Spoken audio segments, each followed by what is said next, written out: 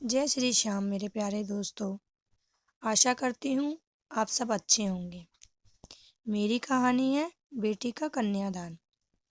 ये कहानी एक माँ और बेटी की है। दोनों एक दूसरे से बहुत प्यार करती थी। उस घर में केवल माता पिता और उनकी बेटी ही रहते थे। ये तीनों ही एक दूसरे का सहारा बनते थे। तीनों क्या, दो ही।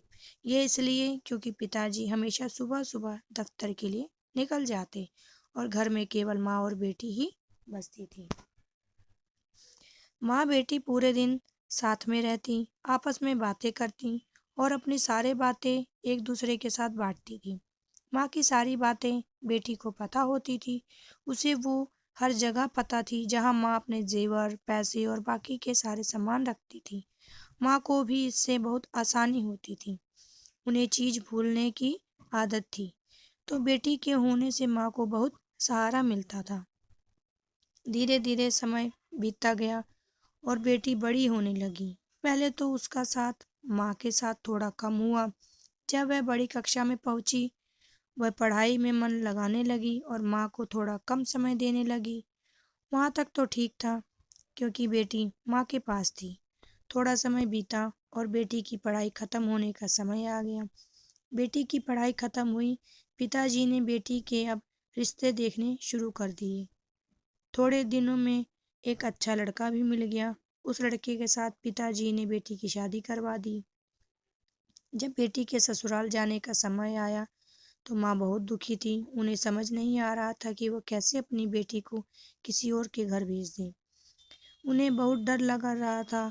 उनकी नज़रों में तो उनकी बेटी भी अभी छोटी बच्ची थी। उन्हें अपनी बेटी को ससुराल जाते समय समझाया कि अगर तुम्हें कोई तकलीफ हो तो मुझसे छुपाने की ज़रूरत नहीं, मुझे आकर बताना। कभी अन्याय मत सहना, हमेशा अन्याय के खिलाफ आवाज़ उठाना। माँ की ये सारी बातें सुनकर बेटी की आंखें भर आईं। वो माँ से कहने लगी, माँ आप चिंता मत करिए, मैं ठीक हूँ। आप अपना ख्याल रखिएगा और पिताजी का भी ध्यान रखिएगा। माँ बेटी दोनों एक दूसरे को देखकर रोने लगी। उन्हें समझ नहीं आ रहा था कि ये समय इतनी जल्दी क्यों आ गया। बेटी के जाने के बाद माँ अकेले बैठकर सोचती है कि अब मैं अपनी बातें किससे बताऊंगी। बेटी को ही माँ की हर चीज़ों की जगह याद थी। अब उसे ये सब खुद याद रखना पड़ेगा। अब से कुछ भी पहले की तरह नहीं रहेगा। माँ कहती, बेटी का कन्यादान करना बहुत बड़ी बात है।